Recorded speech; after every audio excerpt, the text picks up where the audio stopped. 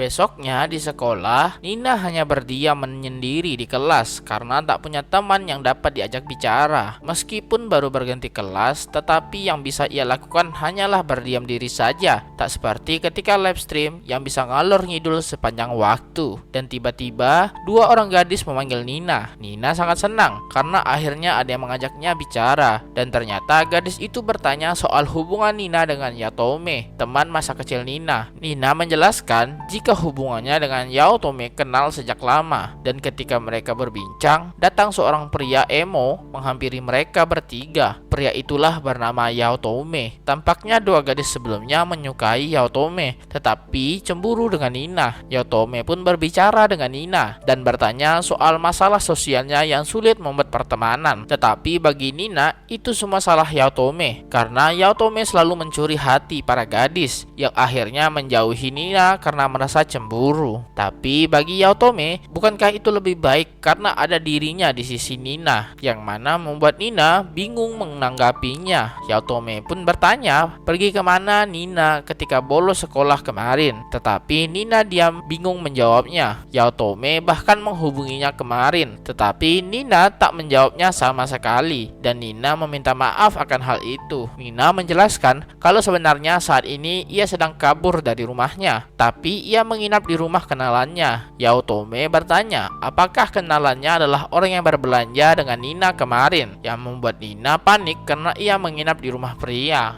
Menjadi panik, Nina beralasan kalau kemarin ia hanyalah sendiri. Tetapi Yaotome berkata jangan berbohong, pasti ia menginap di rumah pria yang Yaotome lihat sebelumnya. Beralih di rumah Ao, saat ini Ao sedang merapikan barang pesanan online milik Nina dan tak menyangka akan sebanyak ini. Ao pun memeriksa barang apa saja yang datang, dan salah satunya adalah komponen komputer untuk live stream. Meskipun Ao merasa live stream sebelumnya sedikit memaksa, tapi akhirnya live stream kedepannya akan berjalan lebih lancar. Tetapi dengan barang sebanyak ini, sama saja dengan benar-benar tinggal di sini. Ao pun harus benar-benar mengetahui mengapa Nina kabur dari rumahnya, dan Nina pun akhirnya pulang. Dan ketika Ao menyambut Nina di depan pintu, wajah Nina tampak sedikit bingung. Nina berkata ingin membicarakan sesuatu dengan Ao, begitu juga sebaliknya. Tetapi bagi Nina ini sangatlah penting, dan tiba-tiba terdengar suara pria memanggil Nina, yang membuat Ao sedikit curiga, apalagi dengan ekspresi wajah Nina yang panik. Ternyata Yaotome juga ikut dengan Nina, dengan wajah kesalnya melihat Ao, orang yang dilihatnya bersama Nina ketika berbelanja kemarin. Ao pun sedikit kaget dengan situasi saat ini, dan Yaotome meminta penjelasan apa maksud dari semua ini, dan cerita pun berlanjut.